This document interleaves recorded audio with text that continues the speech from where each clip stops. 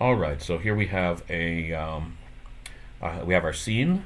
We have a character with a character controller, but so far we haven't made her move around the scene.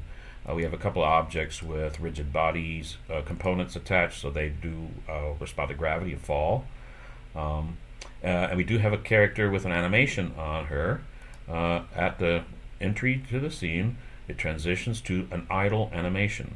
We have a run animation with transitions that are set uh, to transition when the run boolean, there's the boolean, is set to true, and will transition from run to idle when the boolean is set to false.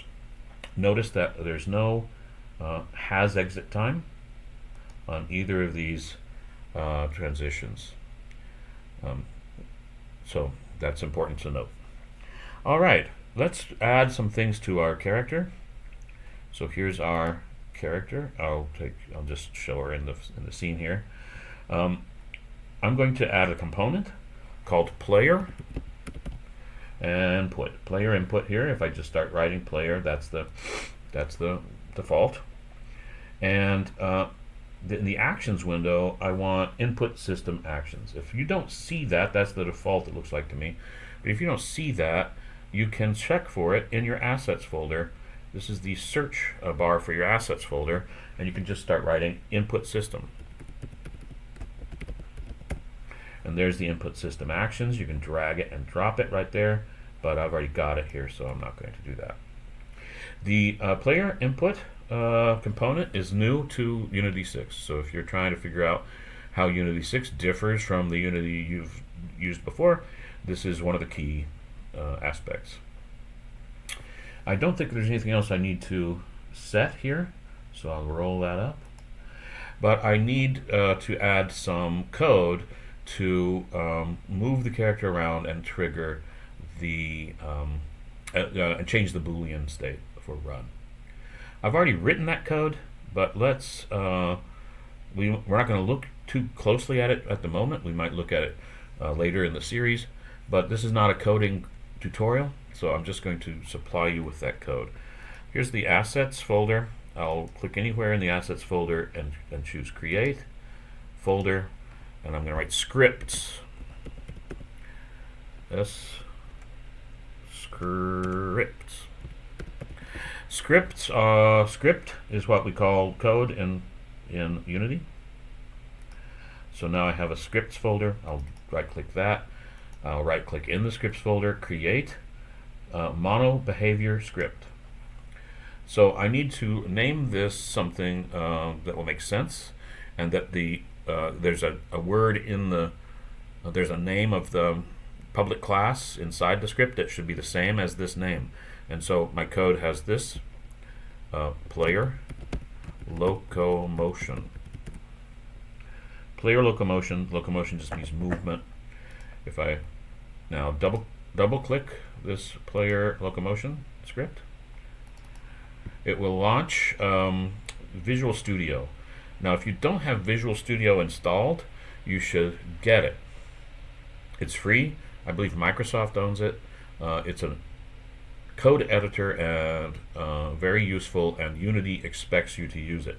However, if you don't have Visual Studio, probably something else has launched to show the code, and this is the default script for Unity. This is a blank code. We're not even going to look at what happens in this code, because I'm going to use Control A to select all and Control V to paste. So I'd already copied with Control C. So I got this code from my Unity page. If you're watching these videos on YouTube, you won't see my Unity page, but I will leave a link to my Unity page in the video. So look for the description, look for the link to my Unity page, and on that page, look for player locomotion, and you can see the name here. So the public class name and the name in the scripts folder need to be identical, caps and all. Okay, so I have this line here that says run. It's a on my version here, it's line 29, but you can search for animator parameter maybe, or just the word run. And you can search this code by hitting Control or Command F, and I'm just going to type the word run. And so here is a comment. This is green stuff here. That's a comment with run in it. And we'll just go through. There's the run hash and then the word run. If your Boolean, if you decided for some perverse reason not to use the same name for your Boolean as I have, capital RUN, run, then you need to change this line in the code to whatever you, for whatever reason, used.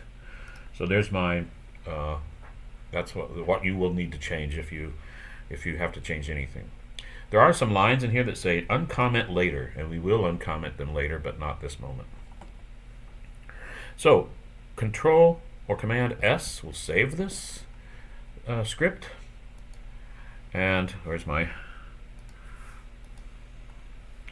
and so there's my player locomotion saved now. If there are any error messages, they'll appear here in red, but I don't see any, so I think I'm good. Here I'm going to drag this code onto the player model. And it's, like I say, fiddly, so make sure that you're not seeing a blue line above or below. You're just dropping it on the character, and then you can check by looking in the inspector. Here's player locomotion script. These are some numbers I can change to make the move speed different, the turning speed different. Push power is something we'll look at a little bit later, and gravity will make the character fall. So I don't need to change any of those right now. I think this might work. So I'm going to hit play. And then to move the character around, I'm going to use the WASD keys. Okay, so not working. Oh, I forgot one bit. So here's the human character, dummy here. Here's the player locomotion. There was something I have to change. This animator window says none. I'm just going to drag this character, the whole, what they call the root, the whole thing into the animator. There we go. And I will just save this. It's like, I need to save code if I change code, but it's also good to just save your project every so often. So then I'll hit play. And I'll use the WASD keys. I do notice a kind of skating motion. I see. So she's walking, I see. I think maybe, yeah, she's walking and then she skates. You see that? So she's going back into idle or something. No, yeah, the animation's not looping. That's what's going on. Let's go back into our animation. Here's my run. No, yeah, my run. My run animation needs a loop time. Okay, so I think if I change it here, this is the package, this is the animator I exported. I think if I change this here, it may affect this exported run, but maybe not. We'll try it anyway. So loop time, it's down towards the middle or bottom. There we go. And let's see here, this doesn't show, save, our settings. And then this doesn't show loop time, so I don't know if it will affect this version of run. Let's try it.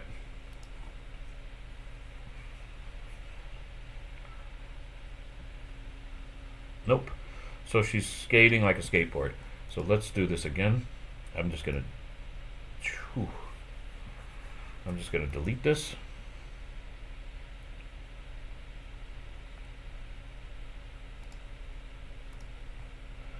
I'll open the package, the run package.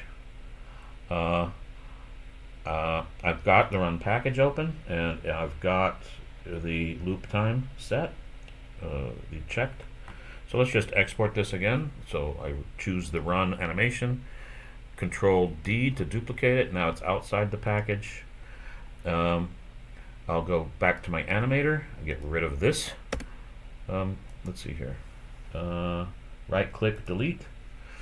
Here's this run. Drag it up here. Right click on the idle, make transition, drag the arrow. Right click on the run, make transition, drag the arrow. Let's look at these. Okay, we'll get rid of the has exit time, and also this has exit time, and we'll change the, here's the transition from idle to run. List is empty because we got rid of the exit time. We got this warning. I hit the plus sign. When run is true, we transition from idle to run, and when run is, with this plus sign, when run is false, we transition from run to idle.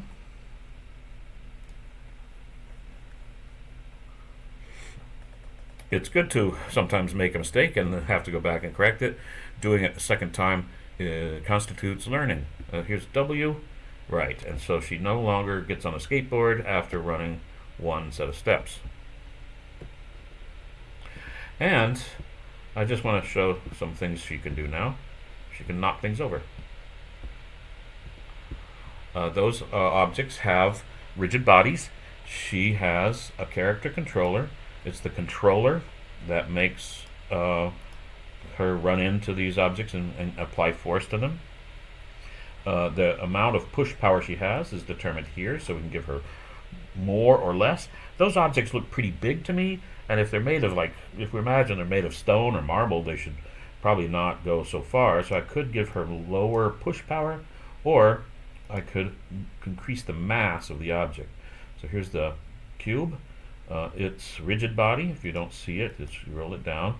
Mass is set to 1, but if I set it to something like 12, and then the ball, this should probably be easier to move since it's round. So we'll set that to like 4, and hit play again.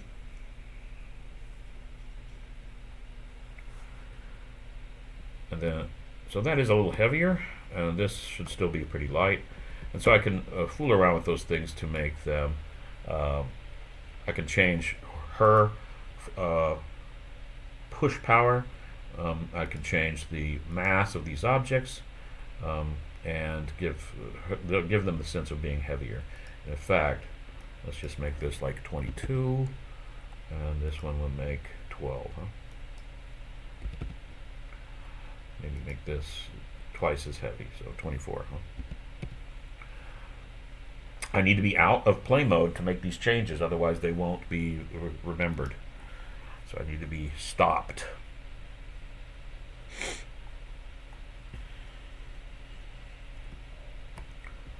You can see it's just a little bit harder to push them. I do notice a little bit of, oh, she looks okay. She does seem to be walking on air just a little bit, just her feet. Let's walk off the edge of the ground. But her feet do seem to be, you see the shadows under her feet? I think I need to adjust her character controller. But we walk off the edge of the world, and okay, that didn't show that very well. Let's walk just straight off the back.